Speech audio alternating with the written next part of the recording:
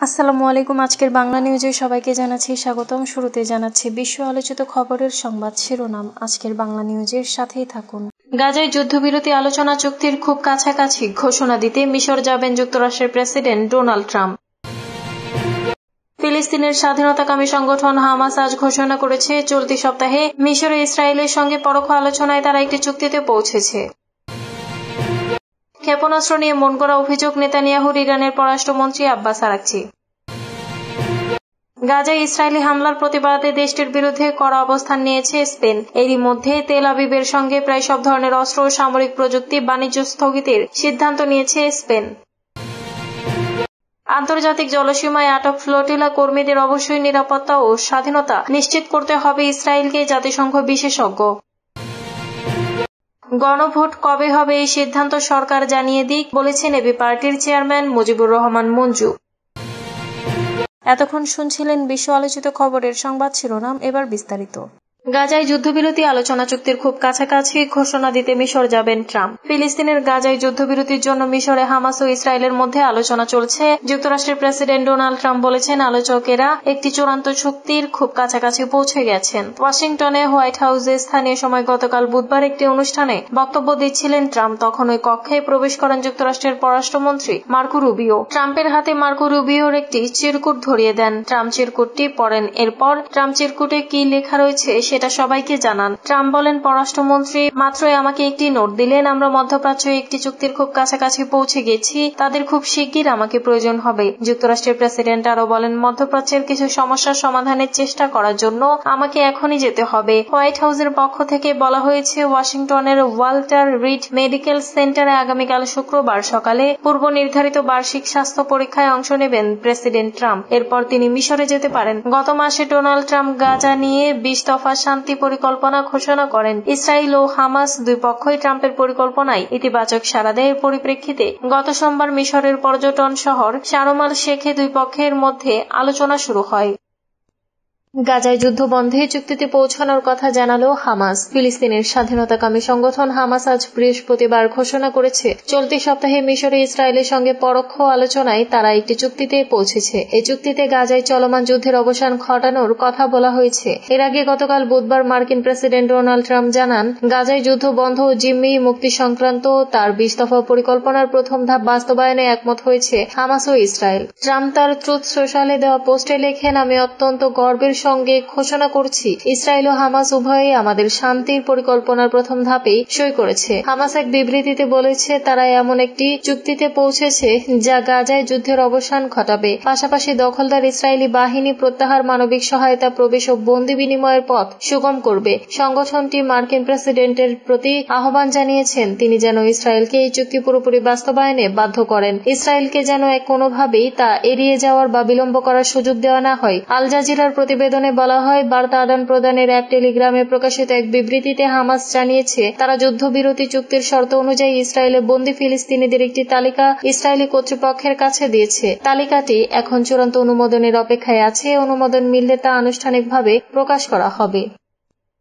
ক্ষেপণাস্ত্র নিয়ে মন গড়া অভিযোগ নেতানিয়াহুর ইরানের পররাষ্ট্রমন্ত্রী। ইরানে গত মঙ্গলবার ইসরায়েলের প্রধানমন্ত্রী বেনিয়ামিন নেতানিয়াহুর একটি বক্তব্যকে মিথ্যা ও মন গড়া বলে উড়িয়ে দিয়েছে। নেতানিয়াহুর দাবি করেছেন, ইরান এমন দূরপাল্লার ক্ষেপণাস্ত্র তৈরি করেছে যা যুক্তরাষ্ট্রের শহরগুলোই আঘাত হানতে সক্ষম হবে। মার্কিন পডকাস্টার বেন শাপিরোর সঙ্গে প্রকাশিত এক সাক্ষাৎকারে নেতানিয়াহু বলেন, ইরান এখন 8000 কিলোমিটার পাল্লার আন্তঃমহাদেশীয় ব্যালিস্টিক ক্ষেপণাস্ত্র তৈরি করেছে। তিনি আরো বলেন, এর সঙ্গে আরো 3000 কিলোমিটার যোগ করলেই তারা new York, Washington, Boston, Miami, এমনকি প্রেসিডেন্ট ডোনাল্ড ট্রাম্পের ফ্লোরিডার মারে লাগোর বাসভবনেও আঘাত হানতে পারবে। ইরানের পররাষ্ট্রমন্ত্রী আব্বাস আরাকচি এ বক্তব্যের নিন্দা জানিয়ে বলেন, ইসরায়েল ইরানের আত্মরক্ষামূলক সামরিক সক্ষমতাকে বিকৃতভাবে উপস্থাপন করে সেটিকে হুমকি হিসেবে দেখাতে চায়। এক্সের সাবেক টুইটার আরাকচি লিখেছেন, ইসরায়েল এখন আমাদের প্রতিরক্ষামূলক ক্ষমতাকে মন গড়া হুমকি হিসেবে উপস্থাপন করার চেষ্টা করছে।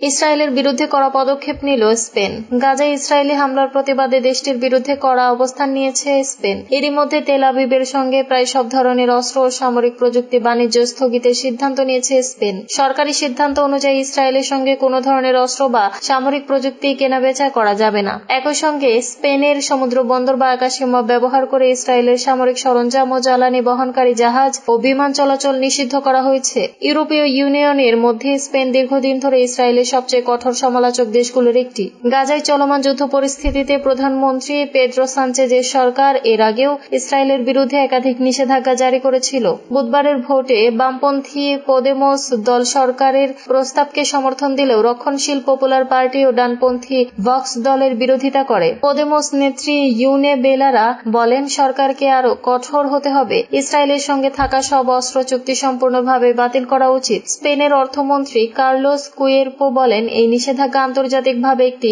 শক্ত অবস্থান প্রকাশ করেছে। দেশটির প্রতিরক্ষা মন্ত্রী মার্গারিতা রোবলেস জানান, গত বছরের 7 অক্টোবর হামাসের হামলার দিনই আমরা ইসরায়েলের কাছে অস্ত্র বিক্রি বন্ধ করেছি। তথ্যসূত্র আল জাজিরা।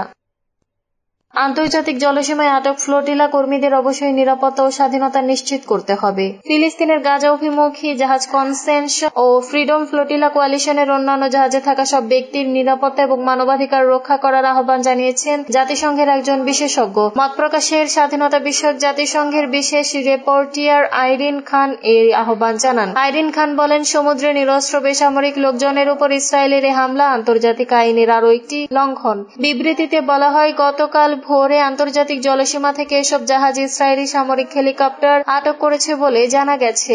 একই সময় ইসরায়েলি নৌবাহিনীর সদস্যরা জাহাজগুলোয় ওঠেন।